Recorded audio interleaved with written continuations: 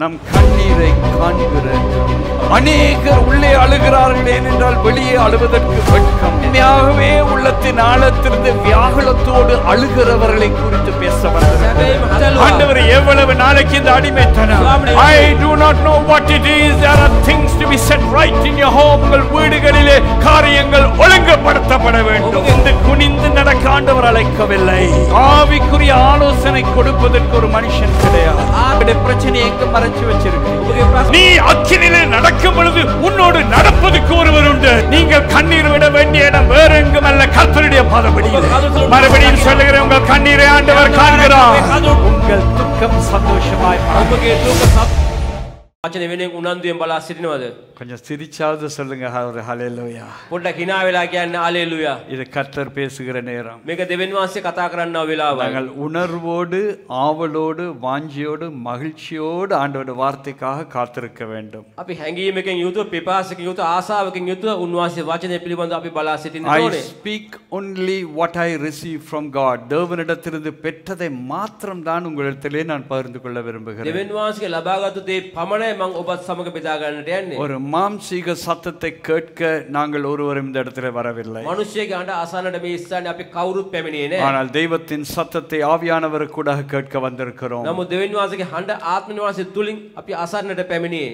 சரி, இந்த நாளிலே நான் உங்கள் மத்தியிலே பேச எடுத்துக்கொண்ட தலைப்பு என்னவென்றால், මේ දවසේ මම ඔබ සමග කතා කරන්න ගත්තු මාතෘකාව නම් நம் கண்ணீரை காண்கிற தேவன். අපගේ කඳුළු දකින්නා වූ දෙවියන් වහන්සේ. எங்கட கண்ணீரை காண்கிற ஒரு தெய்வம் உண்டு. අපගේ කඳුළු දකින්නා වූ දෙවිය කෙනෙක් සිටිනවා. A God who sees our tears. எங்கள் கண்ணீரை காண்கிறவர். අපගේ කඳුළු දකින්නා වූ තැනන් වහන්සේ. இந்த உலகத்திலே நாங்கள் பார்த்தாலோ, சபையிலே பார்த்தாலோ, அநேகர் உள்ளே அழுது கொண்டிருக்கிறார்கள். අද ලෝකයේ බැලුවොත්, අපි සභාව තුළ බැලුවොත් අතුලාන්තයෙන් බොය හඬමින් සිටිනවා. வெளியே நாங்கள் praise the Lord என்று சொல்லலாம், ஆய்போவான் என்று சொல்லலாம், வணக்கம் என்று சொல்லலாம், சந்தோஷ மகிழ்ச்சியை போல காமிக்கலாம். உள்ளே குமுறிக்கொண்டு அழுது கொண்டிருக்கிற ஏராளமான ஜனங்கள் உண்டு. අපි පිටස්තර අපි praise the Lord කියන්න පුළුවන්, ආයිබෝවන් කියන්න පුළුවන්, වණක්කම් කියන්න පුළුවන්. නමුත් අතුලාන්තයෙන් කෑමුර ගසන්නව හඬන්නව ජනතාවක් සිටිනවා. வெளியிலே சிரித்துக் கொண்டிருக்கிறோம், உள்ளாந்தரத்திலே அழுது கொண்டிருக்கிறோம். පිටස්තර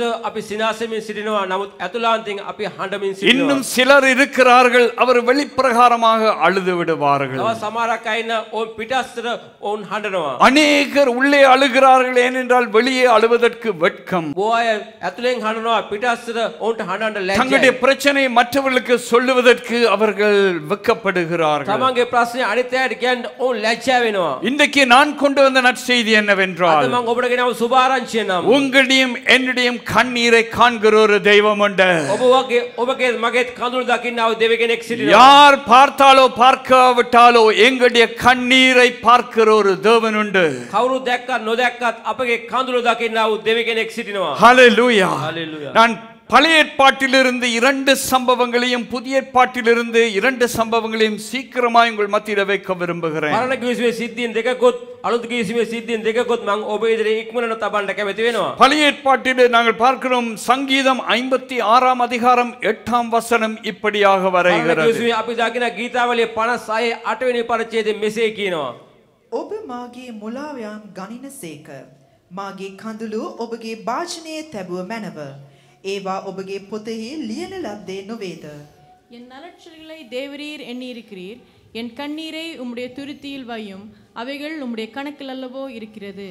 இது எப்பொழுது சம்பவித்தது என்றால், මේක කොයි මොහොතේ සිදු වුණේ නම්, தாவீது இந்த சங்கீதத்தை எழுதும் பொழுது දාවිද රජතුමා මේ ගීතාවල ලියන අවස්ථාවේදී சாவுல் ராஜா அவனை கொலை செய்ய, தாவீதை கொலை செய்ய எத்தனித்துக் கொண்டிருக்கிற සාවුල් வேளையில் රජතුමා දාවිත්ව මරණ පිණිස උත්සාහ කරමින් සිටින අවස්ථාවක எதிராளியாகிய சாவுல் ராஜாவுக்கு பயந்து தாவீது ஓடிக்கொண்டிருக்கிறான். විරුද්ධකාරය වෙන සාවුල් රජතුමාට බයෙන් දාවිද රජතුමා දුවමින් සිටිනවා. எங்கே எனக்கு பாதுகாப்பு, எங்கே எனக்கு தஞ்சம் கிடைக்கும் என்று ஓடிக்கொண்டிருக்கிற வேளையில் රැකවරණය තිබෙන්නේ ආරක්ෂාව තියෙන කියලා පිපාසෙ ඔව් පලා යන අවස්ථාවක්. பயத்தோட அழுகிறான், බයකින් යුතුව ඔව් හඬනවා. பயத்தோட கண்ணீர் விடுகிறான். ඔව් බයකින් කඳුළු සලනවා. அவன் சொல்லுகிறான் ஆண்டவரை பார்த்து, ඔව් කියනවා දෙවියන් වහන්සේ බලමින්, ஆண்டவரே நான் உமக்கு உண்மையாக வல்லவாய் இருந்தேன், ස්වාමීන් ඔබ වහන්සේ සැබෑව සිටියා නොවේද? உம்மை தேடினேன் அல்லவா, ඔබ වහන්සේ සෙව්වා. என்னை நீர் அல்லவா அழைத்தீர், ඔබ වහන්සේ නේද මාව කැඳෙව්වේ? நான் இப்பொழுது அலைந்து திரிந்து கொண்டிருக்கிறேன். දැන් මම ස්වාමීන් වහන්සේ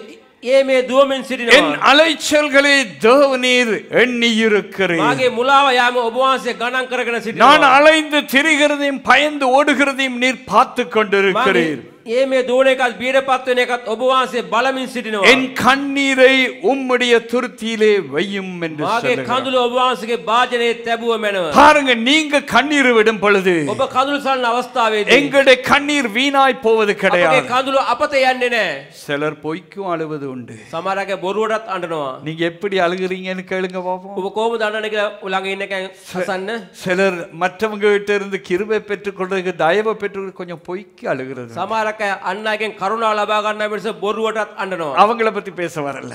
ඔහු ගැන කතා කළේ නැහැ. உண்மையாகவே உள்ளத்தின் ஆழத்திலிருந்து வியாகுலத்தோடு அழுகிறவர்களை குறித்து பேச வந்திருக்கிறேன். සැබෑම හදපත්ල ව්‍යාකුල අත්වෙන් අඬන අය ගැන තමයි මම මේ කතා කරන්නේ. நீங்கள் அழுது கொண்டிருக்கும் பொழுது, ඔබ අඬමින් සිටින நீங்கள் අවස්ථාවේදී கண்ணீர் விடுகிற வேளையிலே, ඔබ කඳුළු සලන අවස්ථාවේදී உங்களுடையும் என்னுடையும் கண்ணீரை துருத்தியிலே சேர்த்து வைத்து பார்த்து கொண்டிருக்கிற ஒரு தெய்வத்தை ஆராதித்துக் ඔබගේ கொண்டிருக்கிறோம். මගේ කඳුළු භාජනයක එක් රැස් කරලා බලා සිටිනවා දෙවි කෙනෙක් සිටිනවා. புருஷன் சில வேளை உங்களுடைய கண்ணீரை பார்க்காமல் இருக்கலாம், மனைவி பார்க்காமல் இருக்கலாம், பிள்ளைகள் பார்க்காமல் இருக்கலாம், மற்றவர்கள் பார்க்காமல் இருக்கலாம். தெய்வம் பார்த்து கொண்டிருக்கிறார். සමහර අවස්ථාවේ ස්වාමි පුරුෂයා ඔබගේ කඳුළු දකින්න නැති වෙන්න පුළුවන්, බිරිඳ දකින්න නැති වෙන්න පුළුවන්, දරුවන් දකින්න නැති වෙන්න පුළුවන්. நாங்கள் சில வேளை துக்கத்தோடும் வேதனையோடும் வியாகுலத்தோடும் பயந்து ஓடுகிற வேளையிலே கண்ணீர் விடும் பொழுது யோசிக்கலாம், இத்தனை கண்ணீர் விட்டோம், இனிமேல் கண்ணீர் விட முடியாதுங்கிற கண்ணீர் வீணாய் போய்விட்டது අපි දුකේ என்று. වේදනාවෙන් කඳුළු සලන අවස්ථාවේදී අපි සිතනවා මෙතන මම කඳුළු සැලුවා, මගේ කඳුළු අපතේ ගියා කියලා. நீங்கள் உண்மையாய் கண்ணீர் விடும் பொழுது ඔබ සැබෑම කඳුළු සලන உங்களுடைய අවස්ථාවේදී தேவன் அதை துருத்தியிலே சேர்த்து ඔබගේ வைத்திருக்கிறார். දෙවියන් වහන්සේක භාජනය එකතු කරලා තබා அதை දෙනවා. பார்க்கிறார், அதை ඒක ஞாபகப்படுத்துகிறார். උන්වහන්සේ බලනවා, උන්වහන්සේ ඒක සිහි කරනවා. பக்கத்தில் இருக்கிறவங்களை பார்த்து சொல்லுங்க, உங்களுடைய கண்ணீர் வீணாய் போகாது. ළඟ ඉන්න කෙනාට කියන්නේ ඔබගේ කඳුළු අපතේ යන්නේ නැහැ. உங்கள் பிள்ளைகளின் நிமித்தமாய் அழுகிற கண்ணீர் வீணாய் போக ඔබගේ முடியாது. දරුවන් නිමිත්තකට ඔබ කඳුළු සලනවා, ඒව අපතේ යන්නේ නැහැ. மற்றவர்களுக்காக நீங்கள் கண்ணீர் விடுகிற கண்ணீர் வீணாய் போக முடியாது. ඔබ අන් අය වෙනුවෙන් කඳුළු සලනවා, ඒක අපතේ යන්නේ නැහැ. இன்றோ நாளையோ மறுநாளோ கர்த்தர் அந்த கண்ணீருக்கு பதிலை கொடுத்தே தீருவார். අදෝ හෙටෝ ඊළඟ දවසේ ස්වාමීන් වහන්සේ පිළිතුරු දෙන්නටම යනවා. பக்கத்தில் இருக்கிறவங்களை பார்த்து சொல்லுங்க, பதில் நிச்சயமாய் ළඟ வருகிறது. ඉන්න එක බලලා කියන්නේ පිළිතුරු සැබෑම පැමිණෙන්න යනවා. எத்தனை பேர் அதை விசுவாசிக்கிறீங்க? ඒක විශ්වාස කරනවා. உங்களுடைய கண்ணீர் வீணாய் போக முடியாது. ඔබගේ කඳුළු අපතේ යන්නේ නැහැ. ஒவ்வொரு சொட்டு கண்ணீரையும் துருத்தியிலே சேர்த்து வைத்திருக்கிறார். එකක බින්දු කඳුලක්ම උන්වහන්සේ භාජනයේ එක් රැස් කරලා තබලා තියෙනවා. ஆகவேதான் தாவீது இப்படியாய் ඒ சொல்லுகிறார், නිසා දාවිදතුමා මෙසේ කියන්නේ. அவைகளை கணக்கில் அல்லவோ எழுதி ඒක வைத்திருக்கிறேன். උපවාසයේ ගණන් ගත්තේක නේද? நாங்க யோசிக்கிறோம், வீணா இல்லையா நாங்க கண்ணீர் சிந்தனோம். අපි සිතනවා අපි නිකන් නේද, නිස්කාර නේද අපි කඳුළු සැලුවේ කියලා. இரண்டு விதமாக நாங்கள் கண்ணீர் சிந்துகிறோம். දෙවිධාකාරයෙන් අපි කඳුළු සලනවා. ஒன்று எங்களுடைய பாவத்தை நினைத்து கண்ணீர் சிந்துகிறோம். එකක් අපේ පාපේ සිහි කරලා අපේ කඳුළු සලනවා. இன்னொன்று எங்களுடைய வியாகுலங்களை, வேதனைகளை, வியாதிகளை, குடும்ப நிலைமையை நினைத்து கண்ணீர் එකක් சிந்துகிறோம். අපේ වේදනාව, ව්‍යාකුලාතේ පවුලේ තත්ත්වය බලලා අපි කඳුළු සලනවා. உங்களுடைய கண்ணீர் எப்படிப்பட்டதா இருந்தாலும் பரவாயில்லை, ඔබගේ කඳුළු කෙසේ වුවත් ප්‍රශ්නයක් නැහැ. அவர் கணக்கிலே எழுதி வைத்திருக்கிறார். උන්වහන්සේ ගණනේ ලියා තබා තිබෙනවා. எத்தனை பேருக்கு இந்த ரகசியம் தெரியும்? කී දෙනෙකුට මේ රාස දන්නවද? தாவீது அறிந்து கொண்டான். දාවිත් ඒක දැනගත්තා. நான் பயந்து ஓடுகிறேன், මම බයෙන් දුවනවා. சாவுல் ராஜா என்னை கொண்டு விடுவாரோ என்று பயந்து සාවුල් ஓடுகிறேன். රජතුමා මම මරයිද කියලා බියෙන් මම දුවනවා. ஐயோ, தஞ்சம் தேடி ஓடுகிறேன். මම රැකවරණය எனக்கு සොයාගෙන දුවනවා. தஞ்சம் கொடுக்க யாரும் இல்லை, මට රැකවරණ දෙන්න කවුරුත් නැහැ. என்னை பார்ப்பதற்கு யாரும் இல்லை. මාව බලන්න කවුරුත් නැහැ. ஆனால் என் தெய்வம், නමුත් මගේ දෙවියන් என்னுடைய වහන්සේ, ஆண்டவர், මගේ දෙවියන් கரங்களை වහන්සේ, வைத்து சொல்லுங்க, என்னுடைய ஆண்டவர் ඈතොසලා කියන්නේ මගේ දෙවියන් என்னுடைய වහන්සේ, கண்ணீர் எல்லாம் துருத்தியிலே சேர்த்து வைத்து මගේ කඳුළු සියල්ල භාජනයේ එක් රැස් அவர் කරලා கணக்கை எழுதி கொண்டிருக்கிறார். උන්වහන්සේ ගණන් ලියමින් සිටිනවා. இப்படிப்பட்ட தெய்வத்தை ஆராதிக்கிற நீங்களும் நானும் பாக்கியவான்கள் அல்லவா? මගේ දෙවියන්ගෙන් නමස්කාර කරන ඔබයි මායි நான் භාග්‍යවන්තයෝ නේද? பாக்கியவான் என்று சொல்கிறவர் மாத்திரம் இருக்கிற இடத்துல எழுந்தொரு ஹalleluya, භාග්‍යවන්ත කියලා ඉන්න නිසා නැගිටලා හalleluya කියන්න. ஹalleluya. හalleluya. நீங்களும் நானும் பாக்கியம் உள்ள ஜனங்களாய் ඔබත් මමත් භාග්‍යවන්ත ජනතාව. எத்தனை கண்ணீர், කඳුළු කොතරම්ද? எத்தனை வேதனை, කොතරම් වේදනාවක්ද? எத்தனை வியாகுலம், කොතරම් ව්‍යාකුලත්වද? எத்தனை போராட்டம், කොතරම් පොරබැදීමක්ද? பிசாசுங்களை துரத்தி கொண்டு வரலாம். සාතන් අපේ එළවගෙන அந்த வேளையில் உங்களுடைய ஜெபமும் என்று ஜெபமும் எப்படியா இருக்க ඒ வேண்டும்? වෙලාවේ ඔබගේත් මගේ යාඥා කෙසේ තිබෙන්නට என் ඕනද? கண்ணீரை காண்கிற தெய்வம் මගේ කඳුළු දකින්නා දෙවියන් அது වහන්සේ. துருத்திலே சேர்த்து கணக்கு எழுதி வைத்திருங்கப்பா. උන්වහන්සේ ඒවා භාජන එකතු කරලා ගණන් ගන්න ස්වාමීනි. வருடங்கள் கடந்து சென்றது. වසර ගතව ගියා. இஸ்ரவேல் ஜனங்கள் ඊශ්‍රායල් ජනතාව பாபிலோன் தேசத்திலே அடிமைகளாக வைக்கப்பட்டார்கள். බාබිලෝන දේශයේ වහල්කමටපත් වුණා. இஸ்ரவேல் தன் ஜனங்கள் கண்ணீர் விட்டார்கள். ඊශ්‍රායල් ජනතාව කඳුළු සැලුවා. ஆண்டவர் எவ்வளவு நாளைக்கு இந்த அடிமைத்தனம்? ස්වාමීනි කොතරම් කාලයක් මේ වහල්කමද? இன்றைக்கு சில வேளை நீங்கள் கண்ணீர் விடலாம். දැන් ඔබ කඳුළු සල්නා වෙන්නට පුළුවන්. ஐயோ இந்த குடியை விட்டு எனக்கு வர முடியல. මේ බීමත්කමේ මට මිදෙන්නට බෑ. நிறைய பேருக்கு ஒரு ஷாட் அடிச்சா தான் தூக்கம் வரும். ඔයාට එක ෂොට් එකක් ගැහුවොත් තමයි නිින්ද යන්නේ. பக்கத்தில் இருக்கிறவங்களை பார்த்து சொல்லுங்க நீங்க அப்படி இல்ல. ළඟ ඉන්න කෙනාට කියන්නේ ඔබ එහෙම නෙමෙයි.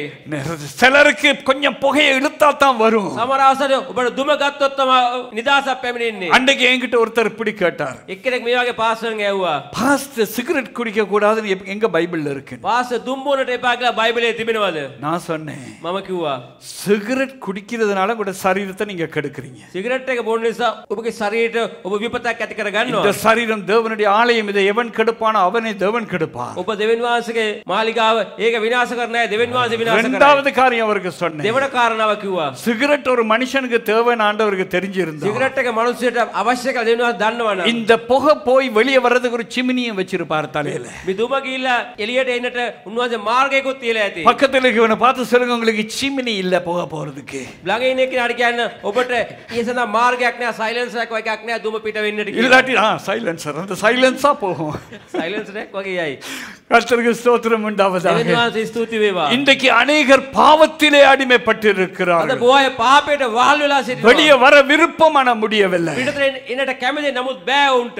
ஆனால் ஒரு ரகசியம், නමුත් එක රහසක් ஒரு තිබෙනවා. வழி உண்டு. එක මාර්ගයක් තිබෙනවා. கர்த்தருடைய சமூகத்திலே போய் දෙවියන් වහන්සේගේ අභිමුඛයෙන් கண்ணீர் விட்டு சொல்லுங்க, කඳුළු සලමින් කියන්න. ஆண்டவரே சுவாமினே, இந்த அடிமைத்தனத்திலிருந்து எனக்கு விடுதலை இல்லை. මේ වහල්කමෙන් මට මිදීමක් இந்த නැහැ. குடியிலிருந்து விடுதலை இல்லை. ජීවිතකම මිදීමක් இந்த නැහැ. பிழையான படம் பார்க்கிறதுல எனக்கு விடுதலை இல்லை. මට බලීමේ මට මිදීමක් නැහැ. வீண் காரியங்களை சிந்திக்கிறது விடுதலை இல்லை. මේ දේවල් සීකරීමේ මිදීමක් புகை නැහැ. பிடிப்பதிலிருந்து விடுதலை இல்லை. දුම්බීමේ මිදීමක් නැහැ. வேசித்தனத்திலிருந்து விடுதலை இல்லை. වේශ්‍යාකමේ මිදීමක් නැහැ. விபசாரத்திலிருந்து விடுதலை இல்லை. වේශ්‍යාකමේ මිදීමක් உங்கள் නැහැ. கண்ணீரை காண்பிற தேவன் ඔබගේ කඳුළු දෙකින් දෙවියන් உங்கள் වහන්සේ அடிமைத்தனத்திலிருந்து இன்றைக்கு விடுதலை கொடுக்க வல்லமையுள்ளவராக අද இருக்கிறார். උන්වහන්සේ මිදීම දෙන්නට යනවා. இஸ்ரவேல் ஜனங்கள் பாபிலோனிலே அடிமைகளாக இருந்தார்கள். ඊශ්‍රායල් ජනතාව බාබිලෝන දේශයේ වහල්කමේ සිටියා. என் வேதம் இப்படியாக வருகிறது. මගේ දෙවියන් වහන්සේ වචනේ මෙසේ කියනවා. சங்கீதம் 126 அதிகாரம் 5 வசனம். ගීතාවලි 125 උන්වහන්සේ මෙසේ පවසනවා.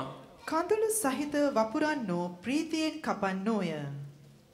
கண்ணீரோடே விதைக்கிறவர்கள் கெம்பீரத்தோடே அறுப்பார்கள். பாருங்க, பாபிலோன் ஜனங்கள், பாபிலோனிலே இஸ்ரவேல் ஜனங்கள் அடிமைகளாக இருந்தார்கள். බාබිලෝන දේශයේ ඊශ්‍රායල් ජනතාව වහල්කමේ සිටියා. அவர்கள் கண்ணீரோடு விதைத்தார்கள். කඳුළු සමග වැපරෙව්වා. கண்ணீரோடு ஆண்டவரை நோக்கி කඳුළු கூப்பிட்டார்கள். දෙවියන් වහන්සේට මොර ගැසුවා. அவர்களுக்கு ஆண்டவரை விடுதலை கொடுத்து எருசலேமுக்கு கொண்டு දෙවියන් வந்தார். වහන්සේ ඔවුන්ට මිදීම දීලා යෙරුසලමට ගෙනාවා. அந்த வேளையிலே தாவீது எழுதுகிற சங்கீதம், මේ මොහොතේ දාවීද රජතුමා ලියනවා நீங்க ගීතාවලිය. கண்ணீரோடு விதைச்சீங்கன்னா කඳුළු සහිත වැපරුවොත් கம்பீரத்தோடு அறுப்பீங்க. ප්‍රීතියෙන් කපා ගන්නේය. கண்ணீரோட விசுவாசத்தோடு விதைச்சீங்கன்னா කඳුලෙන් ඔබ ඇදහිල්ලේ වපුරනවා නම් நான் கொண்டு வந்த செய்தி මම என்னவென்றால், ගෙනාව සුභාරංචිය නම් ஒரு நாள் நீங்கள் கம்பீரத்தோடு එක அறுப்பீர்கள். දවසක ඔබ ප්‍රීතියෙන් කපා ஒரு நாள் ගන්නවා. நீங்கள் விடுதலை அடைவீர்கள். එක දවසක මිදීම ஒரு நாள் ලැබෙනවා. ரட்சிப்படைவீர்கள். එක දවසක ගැලීමට ஒரு நாள் ලබනවා. பாவ கட்டுகளில் இருந்து வெளியே එක வருவீர்கள். දවසක පාපයේ බැඳීමෙන් ඔබ එළියට கம்பீரமா එනවා. கம்பீரமா நிப்பீங்க. ප්‍රීතියෙන් ඔබ සිටී. எத்தனை பேர் கம்பீரமாய் நிக்க விரும்புறீங்க? කීදේ ප්‍රීතියෙන් සිටින්න කැමතිද?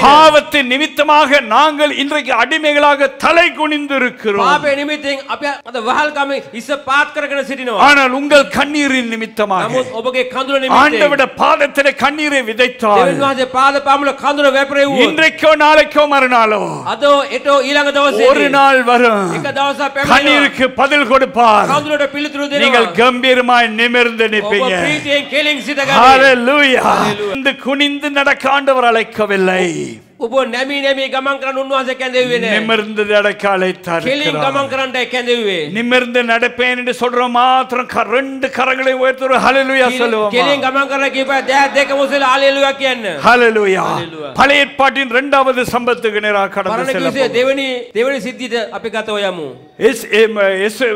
ஜெருசலேம் நகரத்திலே நடந்ததான ஒரு சம்பவம். ජෙරුසලම නගරයේ සිදුවන සිද්ධියක්. அந்த இடத்துல ஒரு தேவ மனுஷன் இருந்தான். ඒ ස්ථානයේ දෙවියන් වහන්සේගේ මිනිසෙක් සිටියා. எசேக்கியேல் என்றதான தேவ மனுஷன். එසේකියා කියන දෙවියන් වහන්සේගේ මිනිසෙක්.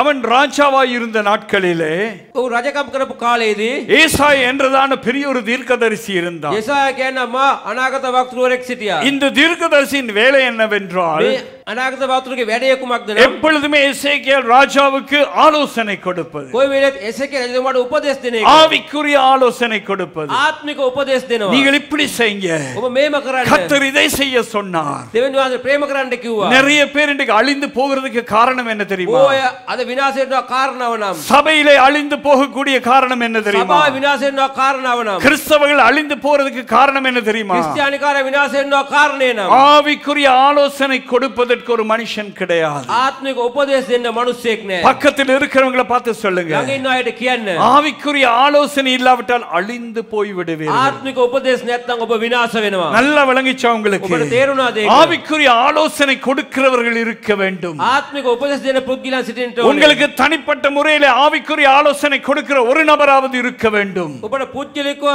ආත්මික උපදෙස් දෙන එක්කෙනෙක් අය සිටින්නට ඕනේ. எனக்கு எல்லாம் தெரியும் என்று சொல்லிவிட මට முடியாது. ඔක්කොම දන්නවා කියලා කියන්නට බෑ. இந்த ஏசாயா தீர்க்கதரிசி මේ යෙසායා අනාගත වක්තෘ எசேக்கியேல் ராஜாவுக்கு ஆவிக்குரிய ஆலோசனைகளை கொடுத்து வந்தார். එසේකියා රජතුමාට ආත්මික උපදෙස් දෙමින් පැමිණියා. இந்த எசேக்கியேல் தேவ மனுஷன் මේ එසේකියා දේව මිනිසයා தாவீதின் பரம்பரையில் வந்ததான ஒரு ராஜா, දාවිද්ගේ පරම්පරාවේ ආපු මිනිසෙක්. ஆண்டவர் அழைத்ததான ஒரு ராஜா. දෙවියන් වහන්සේ කැඳෙව්වා රජ කෙනෙක්. அவர் பெரிய ராஜாவா இருந்தாலும் அவருக்கு ஆலோசனை தேவை. ඔව් විශාල රජ කෙනෙක් වුණත් ඔහුට උපදෙස් நாங்க අවශ්‍යයි. பெரிய மனுஷனா இருந்தாலும் எங்களுக்கு ஒரு ஆலோசனை தேவை. අපි ලොකු මිනිසෙක් වුණත් අපට උපදෙස් අවශ්‍යයි. பக்கத்தில் இருக்கிறவங்களை பார்த்து சொல்லுங்க, உங்களுக்கு ஆலோசனை ළඟ தேவை. ඉන්න කෙනාට කියන්න ඔබට උපදෙස් අවශ්‍යයි. சில நேரம் நாங்க பிழையான காரியங்களை செய்து விடுவோம். සමහර අවස්ථාවල අපි වැරදි දේවල් කරන අවස්ථාවලදී ஆவிக்குரிய ஜீவிதத்துல நாம் பலவான் என்று நினைக்க முடியாது, விழுந்து விடுவோம். මම ආත්ම ජීවිතේ ශක්තිමත් කියලා කියන්න බෑ. අපි වැටි යන අවස්ථාවක් ஆகவே தான் ஆவிக்குரிய சிநேகிதர்கள் இருக்க ඒ வேண்டும். ටික තමයි අපට ආත්මික මිතුරන් අවශ්‍ය වෙන්නේ. நாங்க சபையில இருக்கிற நேரம் ஆவிக்குரியவங்களோட தான் சேர்ந்து இருக்கிறோம். අපි සභාවේ ඉන්නකොට අපි ආත්මික අය සමග ඇසුරු ஆனா කරනවා. உலகத்துல போனோடனே எல்லாம் உலக சிநேகிதர். නමුත් ලෝකේ යනකොට අපිට ඔක්කොම ලෝකයේ මිතුරන් සිටින්නේ. அவங்களோட பேச்சை தான் நாங்களும் பேசுகிறோம். ඔවුන්ගේ කතාවල් තමයි අපි அவர்கள் செய்கிறது தான் நாங்களும் செய்து ඔවුන් කරන கொண்டிருக்கிறோம். දේ තමයි අපි කරන්නේ. அவருடைய நடவடிக்கை தான் எங்கட வாழ்க்கையிலும் இருக்கிறது. ඔවුන්ගේ ක්‍රියාකලාප තමයි අපගේ ජීවිතයේ 2 ராஜாக்கள் 20ஆம் அதிகாரம் 1ஆம் வசனம் இப்படியாக வரை. දෙවනි රාජාවලේ 20 වෙනි පරිච්ඡේදය 1 සිට 6 දක්වා මෙසේ කියනවා. 1 முதல் 6 வரை சீக்கிரமாய் வாசிக்க 1 සිට கேட்போம். 6 දක්වා අපි ඉක්මනට කියවමු. ඒ කාලයේදී හෙසකියා රෝගීව මරණාසන්න විය. ආමෝස්ගේ පුත්‍ර වූ යෙසායා අනාගත වක්තෘ ඔහු ළඟට ඇවිත් නුඹේ ගෙදර කාරණා බේරා තබා පන්න. මක් නිසාද නුඹ මැරෙන්නේහිය? ජීවත් නොවන්නේය කියා ස්වාමින් වහන්සේ කියන සේකියයි ඔහුට කීවේය. அந்நாட்களில் எசேக்கியா வியாதிப்பட்டு மரணத்துக்கு ஏதுவாயிருந்தான். அப்பொழுது ஆமோத்சின் குமாரனாகிய ஏசாயா என்னும் தீர்க்கதரிசி அவனிடத்தில் வந்து அவனை நோக்கி, நீ உமது வீட்டு காரியத்தை ஒழுங்குபடுத்தும், நீர் பிழைக்க மாட்டீர், மரித்து போவீர் என்று கர்த்தர் சொல்லுகிறார் என்றார். எசேக்கியா ராஜா கிட்ட வந்து தீர்க்கதரிசி என்ன சொல்றாரு? එසේකියා රජු ළඟට ඇවිල්ලා අනාගත වක්තෘ කුමක්ද කියන්නේ? நீ உன்னுடைய வீட்டின் காரியங்கள் செய்வது சரியா இல்ல. ඔබේ ගෙදර සමහර දේවල් නියමාකාරයේ නැහැ. இவன் பக்திவான் தான், நல்ல பரம்பரையிலிருந்து வந்தது ඔව් உண்மைதான். භක්තිවන්තය තමයි යාපත් පරම්පරාවෙන් පැමිණි කෙනෙක්. தாவீதின் பரம்பரையில் வந்தது உண்மைதான். දාවිද්ගේ පරම්පරාව පැමිණි එක සැබෑවයි. ஆண்டவர் சொல்லுகிறார், දෙවියන් වහන්සේ කියනවා உன்னில் வீட்டிலே சில காரியங்கள் நீர் சரிப்படுத்த නුඹේ வேண்டும். ගෙදර සමහර කාරණා නුඹ හරි ගසන්නට ඕනේ. அதைத்தான் சபையிலே எங்களுக்கு சொல்லி தருகிறார்கள். ඒක තමයි සභාවේ අපිට කියලා දෙන්නේ. எங்களுடைய தனிப்பட்ட காரியங்கள் இன்னும் ஒழுங்குபடுத்த வேண்டும். තාමත් අපේ පුංචික ජීවිත දේවල් කාරණා හරි ගස්ස ගන්න எங்களுடைய ඕනේ. வீட்டின் காரியங்கள் ஒழுங்குபடுத்தப்பட අපේ ගෙදර வேண்டும். දේවල් ගෙදර කාරණා நாங்க வேலை செய்கிற இடத்துல காரியங்கள் ஒழுங்குபடுத்தப்பட රැකියා வேண்டும். කරන ස්ථානයේ කාරණාවල් අපි හරි ගස්ස ගන්න ඕනේ. தனிப்பட்ட வாழ்க்கையிலே சில காரியங்கள் சீர்படுத்த வேண்டும். පුංචික ජීවිත සමහර දේවල් අපි හරි ගස්සා ගන්න இன்னும் ඕනේ. சீர்குலைந்து இருக்கிற ඒක காரியங்கள். ඇවිල්ලා ඒකේ පියවුල් වෙලා ஆகவே தான் තියෙනවා. தீர்க்க தரிசன வசனங்களோடு ஆண்டவர் ஒவ்வொரு வாரமும் ඒ නිසා பேசுகிறார். තමයි අනාගත වාක්‍ය වචන තුලින් උන්වහන්සේ සතිපතා කතා எசேக்கியா කරන්නේ. ராஜாவின் நிலைமையில் இருந்தா நானும் என்ன சொல்லியிருப்பேன், எங்களுக்கு எல்லாம் தெரியும், நீ உன் வேலையை பார்த்துட்டு போ. එසේකියා රජතුමාගේ தත්ත්වය අපේ සිටියොත් අපේ කියයි අපේ සිල දේ දන්නා ஆனால் ඔබ ඔබේ වැඩේ බලා ගන්න කියලා. ஆனால் எசேக்கியா ராஜா கவனமாக செவி கொடுத்தார். නමුත් එසේකියා රජතුමා ප්‍රවේශමෙන් இது සවන් දුන්නා. மனுஷனுடைய வார்த்தை அல்ல, මේ මිනිස්යාගේ වචන නෙමෙයි. ஏசாயா தீர்க்கதரிசியின் வார்த்தை அல்ல, යෙසායා අනාගත වක්තුමාගේ වචන ஆண்டவர் නෙමෙයි. அனுப்பின வார்த்தை தான் பேசப்படுகிறது. දෙවියන් වහන්සේ යවුවා වචනේ තමයි කතා කරන්නේ. இன்றைக்கு நான் பேசவில்லை, අද දවසේ මම කතා කරන්නේ. தெய்வம் அனுப்பின வார்த்தையை பேசிக் දෙවියන් கொண்டிருக்கிறேன். වහන්සේ යවුවා වචනේ කතා කරන්නේ. பக்கத்தில் இருக்கிறவங்களை பார்த்து சொல்லுங்க, உங்களுடைய குடும்பத்திலே வீட்டிலே காரியங்கள் ஒழுங்குபடுத்தப்பட வேண்டும். ළඟින් සබල්ලා කියන්නේ ඔබගේ ගෙදර ඔබගේ පවුලේ කාරණා ඔබ නිවැරදි කළ I යුතුයි. do not know what it is. There are things to be set right in your home. உங்கள் வீடுகளிலே காரியங்கள் ஒழுங்குபடுத்தப்பட வேண்டும். ඔබගේ ගෙදර කාරණා නිවැරදි කළ යුතුයි. உங்களுடைய புருஷன், உங்களுடைய மனைவி, உங்களுடைய பிள்ளைகளுடைய வாழ்க்கையிலே வீட்டிலே காரியங்கள் ஒழுங்குபடுத்தப்பட ඔබගේ வேண்டும். ස්වාමිපුරුෂයාගේ බිරිඳගේ දරුවන්ගේ පවුලේ ගෙදර කාරණා නිවැරදි කළ යුතුයි. பரிசுத்தம் இல்லாத காரியங்கள் நிமித்தமாய் உங்கள் வாழ்க்கையில இன்னும் கண்ணீர். සුද්ධකම නැතුව ඔබගේ ජීවිතේ තාමත් කඳුළු. 2-3 வசனங்கள் இப்படியாக வரைகிறது. 2-3 වචනේ මෙසේ කියනවා. එවිට ඔහු තමාගේ මුහුණ බිත්තිය දෙසට හරවාගෙන ස්වාමින් වහන්සේට යාඥා කරමින්, අහෝ ස්වාමින් වහන්ස, මා සැබෑ කැමනොත් සම්පූර්ණ සිතකිනුත් ඔබ ඉදිරියේ හැසිර ඔබගේ ඇස් හමුවේවි හරිව තිබුණ දේ කළ බව සිහි කළ මැනව කියා අතිශයින් ඇඬුවේය. அப்பொழுது எசேக்கியா தன் முகத்தை சுவர்புறமாக திருப்பிக் கொண்டு கர்த்தரை நோக்கி, ஆ கர்த்தாவே, நான் உமக்கு முன்பாக உண்மையும் மன உத்தமமாய் நடந்து உமது பார்வைக்கு நலமானதை செய்தேன் என்பதை நினைத்தருளும் என்று விண்ணப்பம் பண்ணினான். எசேக்கியா மிகவும் அழுதான். எசேக்கியா மிகவும் அழுதான். එසේකියා බොහෝසේ හැඬුවේය. ஆண்டவருடைய வார்த்தை வந்த உடனே அவன் உணர்கிறான். දෙවියන් වහන්සේ වචනේ පැමුණු සැනීම ඔහුට හැඟීමක් එනවා. ஆண்டவருடைய வார்த்தை உங்கள் வாழ்க்கையில வரும் பொழுது நீங்க உணர்றீங்களா? දෙවියන් වහන්සේගේ වචනේ ඔබ වෙත පැමිණෙන අවස්ථාවේදී ඔබට හැඟීමක් එනවාද? Is something happening in your inward life when the word of God comes through the man of God? தேவ மனுஷனுக்கூடாக வார்த்தை வரும் பொழுது do you understand? Do you feel? Do you realize? நீங்கள் உணர்ந்து கொண்டிருக்கிறீர்களா? දෙවියන් වහන්සේගේ වචනේ ඔබ තුළ එන අවස්ථාවේදී ඔබට හැඟීමක් එනවාද? ඔබට පිපාසයක් එනවාද? அவன் உணர்ந்த மாத்திரமல்ல, அவன் மறுபக்கம் திரும்பி அவன் கண்ணீர் விடுகிறான். වැටුණා පමණක් වේ ඔහු අනිත් පැත්ත හැරිලා කඳුළු සලනවා.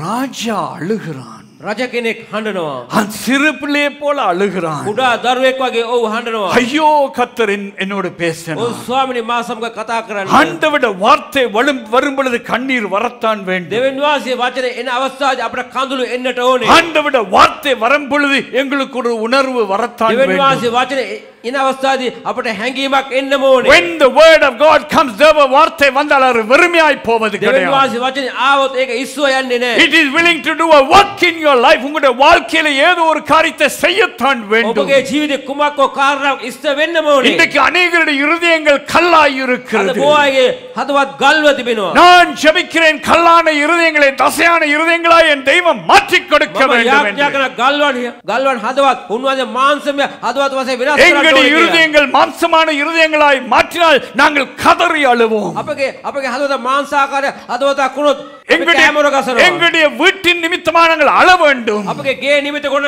අපි හඬන්න எங்கள் ඕනේ. பிள்ளைகள் நிமித்தமாக நாங்கள் அழ வேண்டும். අපේ දරුවන් නිමිත්ත කොට අපි හඬන්න எங்களுடைய ඕනේ. தனிப்பட்ட வாழ்க்கை நிமித்தமாய் அழ வேண்டும். අපගේ පුජ්‍යල ජීවිතය පිළිබඳ අපි හඬන්නට ඕනේ. கண்ணீரை பார்க்கிற ஒரு தெய்வம் உண்டு. කඳුළු දකින්නව දෙවියන් கரங்களை தட்டி ஒரு விசை ஹalleluya என்று අපි சொல்லுவோம். හalleluya කියමුද? 4 வசனம் முதல் வாசிக்க கேட்போம். හතරවෙනි පදයේ පටන් අපි කියවමු. යෙසායා මැද මිදුල දක්වා යන්ට පළමුවෙන් ස්වාමින් වහන්සේගේ වචනය ඔහු වෙතට පැමිණ කියනුයේ, ஏசாயா பாதி முற்றத்தை விட்டு அப்புறம் போகிறதற்கு முன்னே கர்த்தருடைய வார்த்தை அவனுக்கு உண்டாகி அவர் சொன்னது, නුඹ හැරී ගොස් මාගේ සෙනගගේ අධිපතියා වූ හෙසකියාට මෙසේ කියා පන්න. නුඹේ පියාවන දාවිද්ගේ දෙවියෝ ස්වාමින් වහන්සේ මෙසේ කියන සේක.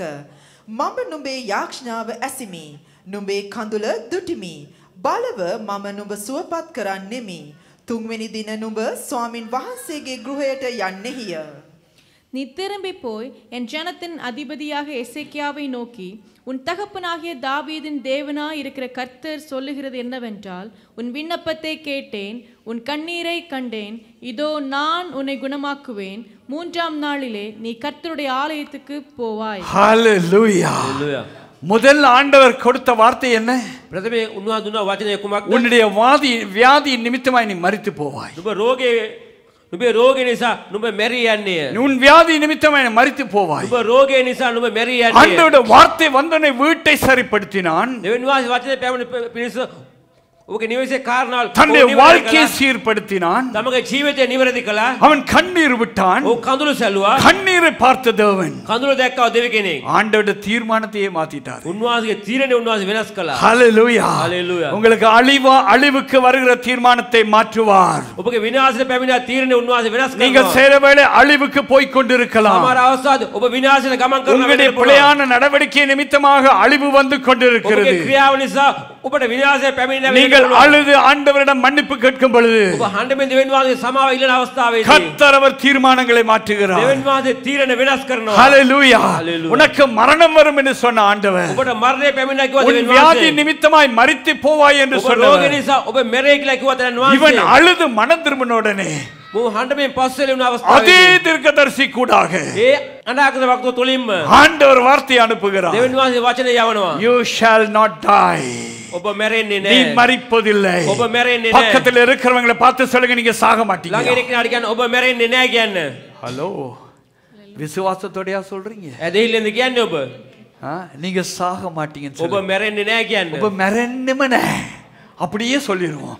நாங்க சாகவே மாட்டோம். අපි මැරෙන්නෙම නැහැ. ஏனென்றால் ஆண்டவர் சொன்னார். මන්ද දෙවියන් වහන්සේ කිව්වා. நாங்கள் மரிக்க அழைக்கப்படவில்லை, ஜீவிக்க අපේ அழைக்கப்பட்டிருக்கிறோம். මරණය උසක් ඇඳව කෙනෙක් නේ. අපි ජීවනය උසක් ඇඳව අය. இப்பொழுது ஆண்டவருடைய வார்த்தை வருகிறது. දැන් දෙවියන් වහන්සේ වචනේ පැමිණෙනවා. கண்ணீரை கண்டு பதில் கொடுக்கிறார். කඳුල දැකලා උන්වහන්සේ පිළිතුරු சொல்லுகிறார், දෙනවා. உன்னுடைய வியாதியை குணப்படுத்துவேன். සමහර අවස්ථාවල ඔබගේ රෝගය සුව කරනවා. உன் ஆயுசு நாட்களை கூட்டி கொடுக்க போகிறேன். ඔබේ ආයුෂ කාලෙ මම වැඩි කරනවා. பக்கத்தில் இருக்கிறவங்க பார்த்து சொல்லுங்க, ஆயுசு நாட்களை ஆண்டவர் கூட்டி கொடுக்க போகிறார். ළඟ ඉන්න එක බල්ලා කියන්නේ ඔබගේ ආයුෂ දෙවියන් වහන්සේ වැඩි කරන්න எத்தனை යනවා. பேருக்கு ஒரு வாஞ்சை 100 வருஷம் ஜீவிச்சிரும். කීදෙනෙක් පිපාසයක් තියනවාද අවුරුදු 100ක් ජීවත් වෙන්න ඕනේ කියලා. எனக்குன்னா வாஞ்சை தான். මට පිපාසයක් තිබෙනවා. 110 தந்தாலும் பரவாயில்ல, 100வது தாங்க ஆண்டவரே. 110 දුන්නත් කමනේ 100ක්වත් දෙන්න කියනවා. இன்னும் கொஞ்சம் ஊழியம் செய்வோம். තවත් පොඩ්ඩක් සේවය எத்தனை කරනවා. பேருக்கு 100 வருஷம் வாழணும்? කීදෙනෙක්ට අවුරුදු 100ක් ජීවත් වෙන්න ඕනද?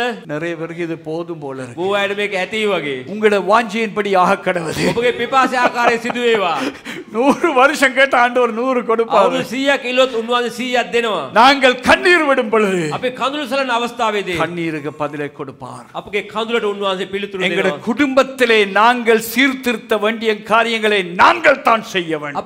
අපගේ පවුලේ කාරණා නිවැරදි කළ යුතු තැන් අපේ නිවැරදි කළ යුතුයි. புருஷன் ஒரு குடும்பத்திலே செய்ய வேண்டியதை புருஷன் செய்ய வேண்டும். ස්වාමි පුරුෂයා පවුලක කළ යුතු දේ ස්වාමි පුරුෂයා කළ යුතුයි. மனைவி செய்ய வேண்டியதை மனைவி செய்யத்தான் வேண்டும். භාර්යාව යුතු දේ භාර්යාව කළ යුතුමයි. நீங்கள் கண்ணீர் விட வேண்டிய இடம் வேற எங்கும் அல்ல, கர்த்தருடைய ඔබ பாதபடியிலே. කඳුළු සලන්නට ඕනේ කොහොමද?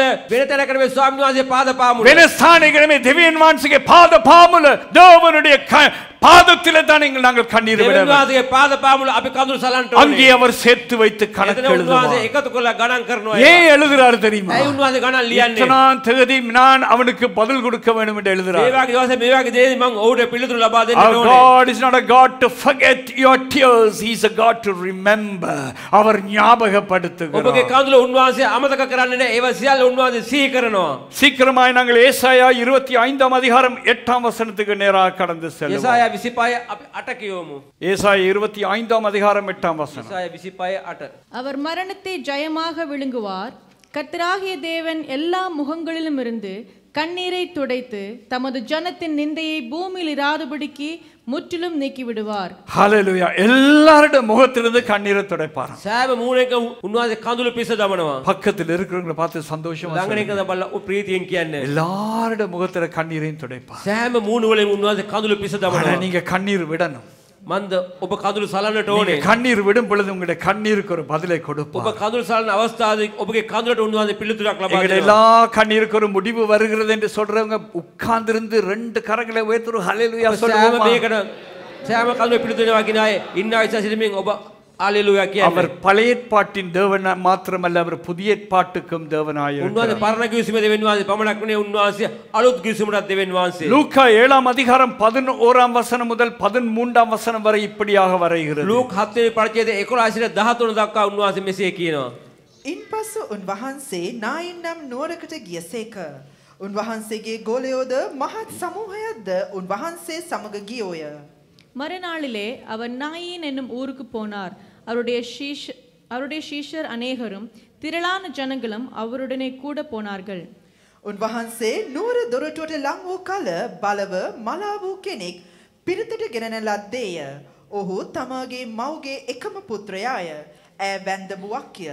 ඒ නුවර බොහෝ සෙනග ඈ සමග ආවෝය. அவர் ஊரின் வாசலுக்கு சமீபித்த போது மரித்து போன ஒருவனை அடக்கம் பண்ணும்படி கொண்டு வந்தார்கள். அவன் தன் தாய்க்கு ஒரே மகனாயிருந்தான். அவளோ கைம்பெண்ணாயிருந்தாள். ஊராரில் வெகு ஜனங்கள் அவர்களுடனே கூட வந்தார்கள். ස්වාමින් වහන්සේ ඈදටු කල ඈ කෙරෙහි අනුකම්පා කොට අඬන්ට එපායයි ඈට කීසේක. கர்த்தர் அவளை பார்த்து அவள் மேல் மனதுருகி அழாதே என்று சொல்லி.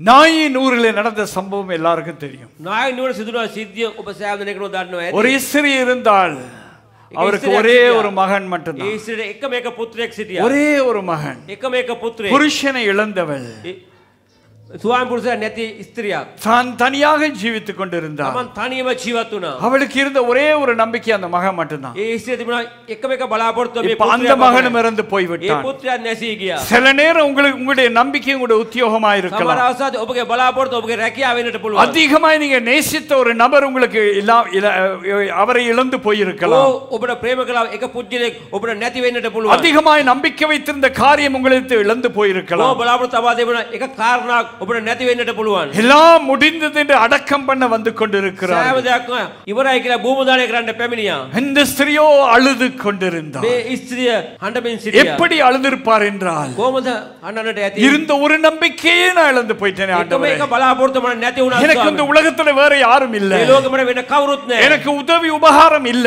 මට උදව් කරන්න කවුරුත් නැහැ. உதவி செய்வதற்கு இருந்த ஒரே ஒரு நபரும் போய்விட்டார். උපකාර කරන්න තිබෙන එකම එක පුජ්‍යලයක් නැති நான் වුණා. யாரிடம் செல்வேன் ஆண்டவரே? මම කාලකට යනවාද எனக்கு ස්වාමීනි? வேற வழியே இல்ல என்று මට அழுது වෙන கொண்டிருந்தார். මාර්ගයක් නැහැ. அந்த வேளையிலே මේ වෙලාවේදී இயேசு கண்ணீரை கண்டார். යේසුස් වහන්සේ කඳුළු දැක්කා. உங்கள் கண்ணீரை இன்றைக்கு காண்கிறார். ඔබගේ කඳුළු අද උන්වහන්සේ மறுபடியும் දකිනවා. சொல்லுகிறேன், உங்கள் கண்ணீரை காண்கிறார். දවසවාරයක් කියන ඔබගේ කඳුළු மறுபடியும் சொல்லுகிறேன், உங்கள் கண்ணீரை ஆண்டவர் காண்கிறார். ඔබගේ කඳුළු උන්වහන්සේ දකිනවා. உங்களுடைய கண்ணீரை ஆண்டவர் பார்த்து கொண்டிருக்கிறார். ඔබගේ කඳුළු උන්වහන්සේ அந்த බලනවා. இஸ்ரவேலை பார்த்து இயேசு கடந்து போகவில்லை. ඉස්සිය බලලා උන්වහන්සේ ගතව ගියේ නැහැ. உடனடியாக attention அந்த இடத்துல நின்றுட்டார் ඒ ஆண்டவர். ස්ථානයේ උන්වහන්සේ සිට ගන්නවා. திரும்பி பார்த்தார். උන්වහන්සේ හැරිලා බැලුවා. அழுது கொண்டிருந்த இஸ்ரவேலை பார்த்து ஒரே ஒரு வார்த்தை தான் சொன்னார். උන්වහන්සේ හඬ මිසිරේ ස්ත්‍රිය එකම එක වචනයයි කියන්නේ. அழாதே. හඬන්නට එපා. பக்கத்துல இருக்கவங்களை பார்த்து சொல்லுங்க, அழாதீங்க. ළඟ එක්කෙනා බලලා කියන්නේ ඔබ අඬන්නට உங்களோட එපා. பிள்ளைகளை நினைச்சு இது அழுது போதும். ඔබගේ දරුවන් දෙස බලලා ඔබ ඇඬුවා ඇති. நீங்க அழுகிறது ஆண்டவருடைய சமூகத்தில் அழுங்க. ඔබ හඬන එක දෙවියන් වහන්සේගේ අභිමුඛත්වයේ ஆனால் හඬන්න. ஒரு நாள் ஆண்டவர் சொல்லுவார், එක දවසක් උන්වහන්සේ කියයි. பதில் கொடுக்கிற நேரத்தில் சொல்லுவார், පිළිතුරු දෙන අවස්ථාවේ උන්වහන්සේ කියයි. stop crying, it is over. எல்லாம் முடிந்தது, இனி அழ தேவையில்லை. සියලු දේ ඉවරයි, ඔබ දැන් අඬන්නට එපා. எவ்வளவு பெரிய சந்தோஷமா இருக்கு தெரியுமா? කොතරම් ලොකු ප්‍රීතියක්ද அந்த දන්නවද? நேரம் அழுவன் தான், ඒ වෙලාවට අපි හඬයි. ஆனா அது ஆனந்த கண்ணீரால் அழுகிறது. නමුත් ඒක සතුටුදායක කඳුලක් වෙනවා. அப்படித்தானே? திடீரென்று உங்க மேலதிகாரி கூப்பிட்டு உங்களுக்கு 500 ரியால் சம்பளம் கூட்டினா எப்படி இருக்கும்? එකවරම කතා කරලා ඔබගේ ඒ කළමනාකරු රියල් 500ක් පඩි වැඩි කරනවා කිව්ව අවස්ථාවේ 5 ரியால் கொடுக்காத மனுஷன் 500 ரியால் கூட்டிட்டார். රියල් 5ක් දෙන්නේ නැති මිනිස්සයා රියල් 500ක් වැඩි කළා කිව්වම சந்தோஷத்துல என்ன வரும்? ප්‍රීතියේ කුමක්ද පැමිණෙන්නේ? சொல்லுங்க, என்ன வரும்? කුමක්ද පැමිණෙන්නේ? ஆனந்த கண்ணீர் வரும். ප්‍රීතියේ කඳුළු පැමිණෙනවා. உங்கள் துக்கம் சந்தோஷமாய் மாறும். ඔබගේ දුක සතුටට උන්වහන්සේ හරවනවා. துக்கத்தின் கண்ணீர் ஆனந்த கண்ணீராய் ஒரு நாளில மாறும். දුකේ කඳුළු ප්‍රීතියේ කඳුලක් වශයෙන් උන්වහන්සේ இஸ்ரவேல் பார்த்து சொன்னார், இனி அழுதது போதும், நான் வந்து விட்டேன். ඉස්රේල් සබල්ලා කියලා දැන් ඔබ අඬන්නට ඉව මම I am here to sort out your family issues. உன்னுடைய குடும்ப பிரச்சனை தீர்க்க நான் இருக்கிறேன். ඔබගේ පවුලේ ප්‍රශ්න විසඳන්න මම ඉන්නවා. இத்தனை நாட்கள் அழுதது போதும். මෙතරම් කාලයක් ඔබ ඇඬුවා ඇති. Stop crying. இனிமேல் அழ தேவையில்லை. දැන් අඬන්න එපා, නතර කරන්න. இஸ்திரியே அழாதே. ඉස්ත්‍රිය ඔබ අඬන්න එපා. அழாதேன்னு சொன்னது மாத்திரமா? ඔබ අඬන්න එපා කිව්ව පමණක් எல்லாரும் ஆச்சரியப்படத்தக்கதாக அற்புதத்தையும் செய்தார். සියලු දෙනා පුදුමනේ පත් කරන ආකාරය උන්වහන්සේ පුදුම දේත් කළා. மரித்த சூழ்நிலை எழும்ப ஆரம்பித்தது. මරුණව තත්ත්වය නැගිටින්න පටන් உங்கள் ගත්තා. வாழ்க்கையிலே மரித்த சூழ்நிலை எழும்ப ඔබගේ ஆரம்பிக்கும். ජීවිතේ මරුණව තත්ත්වය නැගිටින්න பக்கத்தில் පටන් இருக்கிறவங்களை ගත්තා. கரங்களை தட்டி சொல்லுங்க, ජාතක ගාලා කියන්නේ முடியாது என்று மரித்த காரியங்கள் எழும்ப මේ போகிறது. මරුණව දේවල් සියල්ල නැගිටින්න යනවා. கர்த்தர் சொன்னதை செய்வார். උන්වහන්සේ කිව්ව දේ ඉෂ්ට කරන්න යනවා. உங்கள் கண்ணீருக்கு ஒரு முடிவு வரும். ඔබගේ කඳුලට අවසානය පැමිණෙනවා. கடைசியாக අවසානයේදී புதிய ஏற்பாட்டில் இன்னொரு சம்பவத்தை பார்க்கிறோம். අලුත් කිසිව තව සිද්ධියක් අපි யோவான் 11 அதிகாரம் 32 வசனம். යොහන් 11:32 එබැවින් මරියා යේසුස් වහන්සේ සිටි තැනට ඇවිත් උන්වහන්සේ දැක උන්වහන්සේගේ පාමුල වැටි, ස්වාමිනී ඔබ මෙහි සිටින සේක් නම් මාගේ සහෝදරයා මැරෙන්නේ නැතැයි උන්වහන්සේට කීවාය. இயேசு இருந்த இடத்தில் மரியாள் வந்து அவரை கண்டவுடனே அவர் பாதத்தில் விழுந்து, ஆண்டவரே, நீர் இங்கே இருந்திருந்தீரானால் என் சகோதரன் மரிக்க மாட்டான் என்றாள். යේසුස් වහන්සේ අඬනවත් ඈ සමග යුදෙවරුන් අඬනවත් දැක ආත්මයෙන් සුසුම්ලා කැළඹී ඔහු කොතනද තැබුවාදැයි ඇසූසේක. ස්වාමිනී ඇවිත් බැලුව මැනවයි ඔහු උන්වහන්සේට කීවෝය.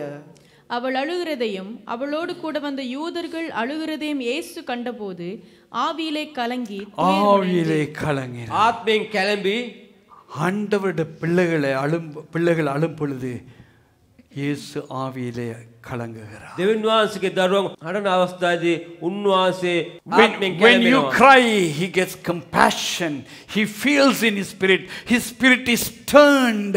ஆவியிலே கலங்குகிறார். උන්වහන්සේ ආත්මෙන් කැළඹෙනවා. அடுத்த வார்த்தை இப்படியாக சொல்லுகிறது. ඊළඟ පදයේ මෙසේ කියනවා. அவனை எங்கே வைத்தீர்கள் என்றார். ஆண்டவரே, வந்து பாரும் என்றார்கள்.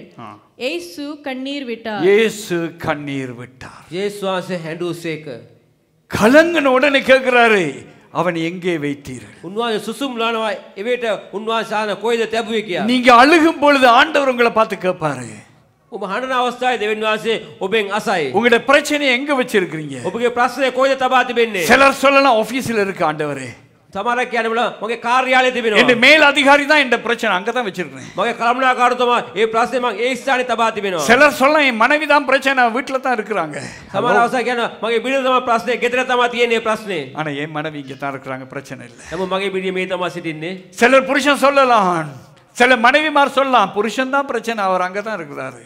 තමයි බිරිඳවරු කියනවා ස්වයං පුරුෂ තමයි ප්‍රශ්නේ. ඔව් ඒ ස්ථානේ සිටිනවා. கண்ணீரை கண்ட இயேசு கேட்கிறார், எங்க வச்சிருக்கீங்க உங்க කඳුළු දැක්කා යේසුස් වහන්සේ ඔවුන්ගෙන් අසනවා எங்க කොයිද තබා තිබෙන්නේ? உங்களுடைய பிரச்சனை எங்க மறைச்சு வச்சிருக்கீங்க? ඔබගේ ප්‍රශ්නේ කොයිද සංගවා තිබෙන්නේ? உங்களுடைய நம்பிக்கையற்ற சூழ்நிலை எங்க வச்சிருக்கீங்க? ඔබගේ බලාපොරොත්තු දෙත් තත්ත්වය කොයිද තබා තිබෙන්නේ? இவங்க கூட்டிட்டு போறாங்க, ஆண்டவரை காண்பிக்கிறோம் வாரும். මෝ එක්කගෙන යන ස්වාමිනේ එන්න අපි පෙන්නන්නම්. இவர்கள் அழுத உடனே මෝ ඇඬු වේලේ வேதம் சொல்லுகிறது, දෙවියන් වහන්සේ වචනේ කියනවා இயேசு கண்ணீர் விட்டார். යේසුස් වහන්සේ කඳුළු සැලුවා. இந்த வேதாகமத்தில் இருக்கிற வசனங்களிலே சிறிய வசனம் தான் இயேசு கண்ணீர் விட்டார் என்ற வசனம். මේ දෙවියන් වහන්සේගේ වචනේ තිබෙන කුඩාම පදේ තමයි යේසුස් වහන්සේ හැඬුසේක කියන. இதுதான் வேதாகமத்தில் இருக்கிற சின்ன வசனம். මේක තමයි යෙනේ තිබෙන ඊටම කුඩාම වචනේ. ஆனால் இந்த சின்ன வசனம் பெரிய காரியங்களை செய்கிறது. නමුත් මේ කුඩා වචනේ විශාල දේවල් කරනවා. இயேசு கண்ணீர் விட்டார். යේසුස් වහන්සේ හැඬුසේක. When you cry, he cries. நீங்கள் அழும் பொழுது அவர் அழுகிறார். ඔබ හඬන අවස්ථාවේදී උන්වහන්සේත් හඬනවා. சொல்லுங்க, எந்த தெய்வங்கள் என்று சொன்னவர்கள் இப்படி செய்தார்கள்? ඔබ කියන්නේ දෙවියන් වහන්සේගේ කියන්න අය කොහොමද මෙසේ யார் எங்கள் நிமித்தமாய் அழுதது? කවුද අප වෙනුවෙන් මේම හඬන්නේ? எங்கள் நிமித்தமாக அழுவதற்கு ஒருவர் உண்டு. අප වෙනුවෙන් හඬන්න එක්කෙනෙක් සිටිනවා. நீ அழும் பொழுது உன்னோடு சேர்ந்து அழுவதற்கு ஒருவர் உண்டு. ඔබ හඬන අවස්ථාවේදී ඔබ සමග කෙනෙක් ඉන්නවා. நீ அக்கினியிலே நடக்கும் பொழுது உன்னோடு நடப்பதற்கு ஒருவர் உண்டு. ඔබ ගින්නේ ගමන් කරන අවස්ථාවේදී ගින්නේ ගමන් කරන්න කෙනෙක් සිටිනවා. நீ தண்ணீர் சூழ்நிலையிலே போகும் பொழுது உன்னோடு கடந்து வருவதற்கு ஒருவர் உண்டு. ඔබ ජලයේ ගමන් කරන අවස්ථාවේදී ඒ සමග ගමන් කරන්න කෙනෙක් සිටිනවා. நீ வேலை பிரச்சனையில் இருக்கும் பொழுது உன்னோடு இருந்து உதவி செய்ய ஒருவர் ඔබ உண்டு. රැකියා ප්‍රාසිත අවස්ථාවේදී ඔබට උදව් කරන්න කෙනෙක් සිටිනවා. இயேசு கண்ணீர் விட்டார். යේසුස් වහන්සේ කඳුළු සැලුවා. Was it necessary? அது தேவையா? මේක උන්වහන්සේ අවශ්‍යද? அது தேவையா? උන්වහන්සේ අවශ්‍යද මේක? எங்கள் நிமித்தமாக அவர் கண்ணீர் விட்டார். අප වෙනුවෙන් උන්වහන්සේ කඳුළු සැලුවා. காரணம் என்ன தெரியுமா? හේතුව කුමක්ද? அவர் கண்ணீர் விட்ட காரணம் என்ன උන්වහන්සේ தெரியுமா? කඳුළු සැලුව කාරණාව නම් எங்களுடைய கண்ணீருக்கு ஒரு முடிவை கொண்டு வரும்படியாக. අපගේ කඳුළට අවසානයක් ගෙන පිණිස. To bring an end to our tears, he shed tears. அவர் கண்ணீர் விட்டார். උන්වහන්සේ කඳුළු සැලුව අපේ කඳුළට අවසානයක් ගෙන පිණිස. 36ஆம் வசனம் இப்படி வரைகிறது. 36 වෙනි පදයේ මෙසේ කියනවා. இவர் அவனை எவ்வளவாய் சிநேகித்தார் என்றார்கள். அப்பொழுது யூதர்கள் என்ன சொல்றாங்க? ஐயோ, ஆண்டவர் இவ்வளவு சிநேகித்தாரா? යුදෙවරු කතා කරලා කියන මේ දෙවියන් වහන්සේ මෝට මෙතරම් ආදරේ උසේක් දැයි කියලා. பக்கத்தில் இருக்கிறவங்கள பார்த்து கொஞ்சம் சத்தமாவே சொல்லுங்க. ඔබ හඬින්ම කියන්න. ஆண்டவர் உங்களை நேசிக்கிறார். දෙවියන් වහන්සේ ඔබට ප්‍රේම කරනවා. ஆண்டவர் உங்களை அதிகமாய், அளவுக்கு அதிகமாய் දෙවියන් நேசிக்கிறார். වහන්සේ සීමාව ඉක්මවා ඔබට බොහෝසේ ප්‍රේම කරනවා. அதன் நிமித்தமாக தான் இங்கே அமர்ந்திருக்கிறீங்க நீங்க. ඒ නිසා තමයි ඔබ මේ அதனால தான் நீங்க ஆண்டவருடைய சமூகத்தில் இருக்கிறீங்க. கரங்களை தட்டி அதனால தான் ஆண்டவருடைய சமூகத்திலே மகிழ்ச்சியா இருக்கிறீங்க. දෙවියන් වහන්සේ අමුකාද ප්‍රීතියෙන් සිටින්නේ. ஹalleluya. லூக்கா எழுதின சுவிசேஷம் 23ஆம் அதிகாரம் 28ஆம் வசனம் வரைகிறது. ලූක් පරිච්ඡේදයේ 23 වෙනි පරිච්ඡේදයේ 28 කියනවා. යේසුස් වහන්සේ ඔවුන් දෙසට හැරි යෙරුසලමේ දුවරුනි මා නිසා නොහඬා නුඹලා සහ නුඹලාගේ දරුවන් නිසාත් හඬපල්ලා. இயேசு அவர்கள் முகமாய் திரும்பி எருசலேமின் குமாரத்திகளே நீங்கள் எனக்காக அழாமல் உங்களுக்காகவும் உங்கள் பிள்ளைகளுக்காகவும் அழுங்கள். யாருக்காக அழ சொல்றாரு? ආවෙන උන්වහන්සේ අඬන්න කියන්නේ ஆண்டவரே நீங்க சிலுவையில போனீங்கன்னு சொல்லிட்டு அழ வேணாம். ස්වාමීනි උපාසක කුර්සියේ ගියානද කියලා இவர் சிலுவையில போகும் பொழுது எல்லா பெண்களும் அழுதுகிட்டு இருந்தாங்களாம். උන්වහන්සේ කුර්සිය යන අවසානයේ ස්ත්‍රියෙන් හඬමින් සිටියා. சாதாரணமா பெண்கள் குயிக்கா அழுத தொடங்கிடுவாங்க. සාමාන්‍ය ස්ත්‍රියෙන් ඉක්මනටම හඬනවා. சகோதரிமாரே அழ வேண்டாம். සහෝදරයනි ඔබ හඬන්නට එපා. யாருக்காக அழுங்கலாம்? කා වෙනුවෙන්ද ඔබ உங்களுக்காக உங்கள் பிள்ளைகள் நிமித்தமா நீங்க அழுங்க. ඔබ වෙනුවෙන්ද ඔබගේ දරුවා වෙනුවෙන්ද ஆண்டவருக்காக அழ வேண்டாம். செய்ய வேண்டியதை செய்து முடிச்சிட்டார் அவரு. දෙවියන් වහන්සේ වෙනුවෙන් ඔබ හඬන්නට එපා. උන්වහන්සේ කළ යුතු දේ කරලා ඉවර කළා. நீங்கள் யாருக்காக அழ வேண்டும் என்றால் உங்களுக்காக உங்கள் பிள்ளைகள் நிமித்தமாகவும் அழுங்கள். ඔබ වෙනුවෙන්ද ඔබගේ දරුවා වෙනුවෙන්ද ඔබ හඬන්නට ඕනේ. பதில் கொடுக்கிற ஒரு தெய்வம் பார்த்து கொண்டிருக்கிறார். පිළිතුරු දෙන්නා දෙවියන් වහන්සේ බලාගෙන සිටිනවා. ஒரு நாள் வரப்போகிறது. එක දවසක් පැමිණේ. கடைசி நாட்களிலே எங்களுடைய கண்ணீருக்கு ஒரு முடிவு வரும். අවසාන කාලෙදී අපේ කඳුලට අවසානයක් පැමිණෙනවා. வெளிப்படுத்தல் 21 அதிகாரம் 4 வசனம் வரைகிறது. එළදෙනා 21 4 වෙනි පදයේ මෙසේ කියනවා. උන්වහන්සේ ඔවුන්ගේ ඇස්වලින් සියලු කඳුළු පිස දමනසේක. මරණය තවත් නොවන්නේය. වැළපීමත් හැඬීමත් වේදනාවත් තවත් නොවන්නේය. මක් නිසාද පළමු දේ පහව ගියේ යයි සිංහාසනයෙන් කියන මහත් හඬක් මට ඇසුනේය. அவர்களுடைய கண்ணீர் யாவையும் தேவன் துடைப்பார். இனி மரணமும் இல்லை, துக்கமும் இல்லை, அலறுதலும் இல்லை, வருத்தமும் இல்லை, முந்தினவைகள் ஒளிந்து போயின என்று விளம்பினது. ஹல்லேலூயா. ஹல்லேலூயா. கடைசி நாட்களில் ஆண்டவருடைய பிள்ளைகளுக்கு கர்த்தர் கொடுத்திருக்கிற வாக்குத்தத்தம் என்ன தெரியுமா? අවසාන කාලේ දෙවියන් වහන්සේ දරුවන් උන්වහන්සේ පොරොන්දු වචනේ නම් வெளிப்படுத்தல் என்ன தெரியுமா? එළදෙනා කුමක්ද? அவருடைய கண்ணீர் யாவையும் தேவன் துடைப்பார். ඔවුන්ගේ කඳුළු සියල්ල උන්වහන්සේ පිස ஒரு கையில ரெண்டு கையும் உயர்த்தி எழுந்து நின்று சொல்லுங்க. දැත් දෙකම ඔසවලා නැගිටලා කියන්න. எங்களுடைய கண்ணீருக்கு ஒரு முடிவு வருகிறது. අපගේ කඳුළට අවසානයක් පැමිණෙනවා. எல்லாம் ரெண்டு கரத்தையும் உயர்த்தி கொள்ளுங்க. දැත් දෙකම ඔසවා කියන්න. எங்களுடைய கண்ணீருக்கு ஒரு முடிவை ஆண்டவர் අපගේ කඳුළට கட்டளையிடுகிறார். අවසාන දෙවියන් වහන්සේ කියන්නේ இனி மரணம் இல்லை, දැන් මරණේ නැහැ. இனி துக்கம் இல்லை, වැළපීමක් இனி නැහැ. அலறுதல் இல்லை, හැඬීමකුත් නැහැ. இனி வருத்தம் இல்லை, වේදනාවකුත් නැහැ. முந்தினவைகள் எல்லாம் ஒளிந்து போயின. පළමු දේ සියල්ල පහව ගියේ. இதோ சகலமும் புதியதாயின. මෙන්න සියල්ල අලුත් වෙනවා. எல்லா கண்களை மூடி கரங்களை ஊத்தி ஜெபிக்க போகிறோம். දැත් ඔසලා අපි ආඥා කරන්න යනවා. கர்த்தர் இந்த நாளிலும் எங்களோடு இடைப்பட்டார். දෙවියන් වහන්සේ මේ දවසේ අප සමග කතා කළා. எங்கள் ஒவ்வொருடைய கண்ணீரையும் பார்த்து தேவன் பதில் கொடுக்க ஆயத்தமாய் අපගේ இருக்கிறார். සෑම දෙයක් කඳුළු දැක්කා. දෙවියන් වහන්සේ පිළිතුරු දෙන්න සූදානම්ව கர்த்தருடைய සිටිනවා. பாதத்திலே போய் உங்களுடைய கண்ணீரை දෙවියන් செலுத்துங்கள். වහන්සේ පාද පමුණ ගිහලා අපගේ කඳුළු සලමු. கர்த்தர் நிச்சயமாய் கிரியை දෙවියන් செய்வார். වහන්සේ සැබෑම ක්‍රියා කරනවා. கர்த்தர் உங்கள் யாவரையும் දෙවියන් වහන්සේ ඔබට ஆசீர்வதிப்பார். ආශිර්වාද කරයි. ஆமென். ආමේන්.